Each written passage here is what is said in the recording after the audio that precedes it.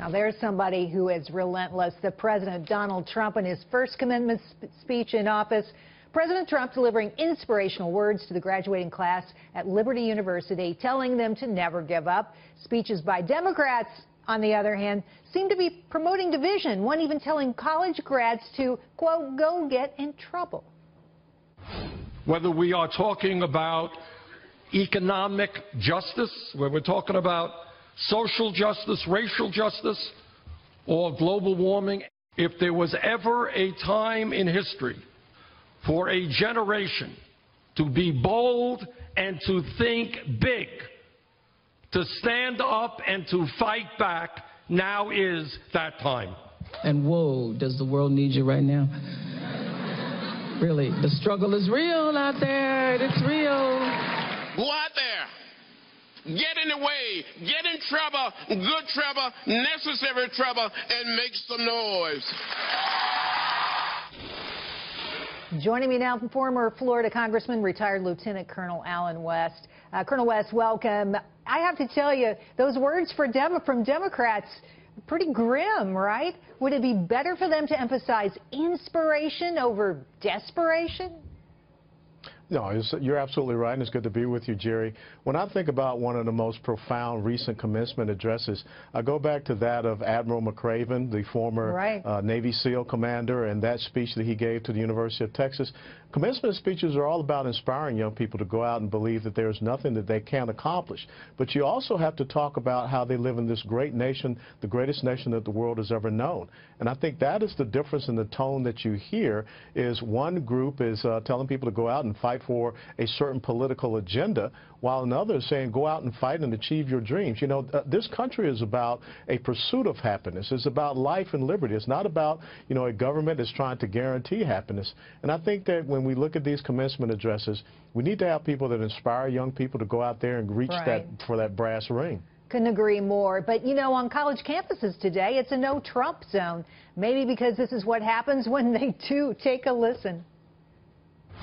Thank you so very, very much for this great honor and privilege. I am honored to become a Wildcat. Wow. That was Education Secretary Betsy DeVos being booed. Universities, they preach tolerance, they preach open-mindedness, but is that only for liberal causes and ideas? Well, it appears to be that way. You can go and look on YouTube at a response that I got from some individuals at St. Louis University.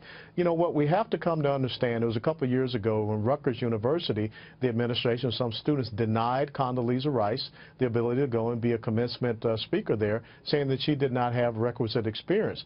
But yet, a couple of years prior to that, they had the reality TV show star, I guess, Snooki, that gave a commencement address. And then we also recently had Will Ferrell that was singing, you know, I Will Always Love You at the graduation for USC.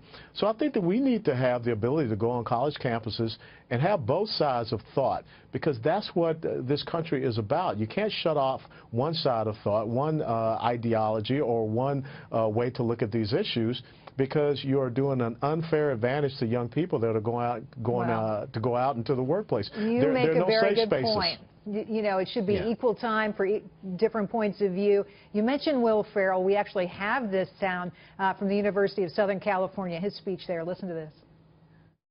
If you do have a moment where you feel a little down, literally picture my face singing this song. And I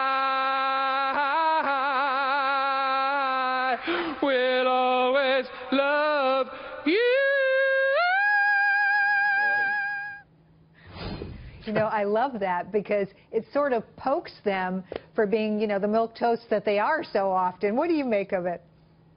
Well, it's interesting because on one side you have Will Ferrell saying, when you get a little down, think of my face and me singing this song. When you have the president saying that when you get a little down, say to yourself that you will not surrender, that you will not quit, going back to the great words of Sir Winston Churchill during the Battle of Britain. And those are the type of speeches that I think we need for our young people to hear so that they can continue on the legacy of this incredible constitutional republic that soon will celebrate 242 years of existence. Colonel, thanks for coming on tonight. Appreciate your time. My pleasure, Jerry. Thank you.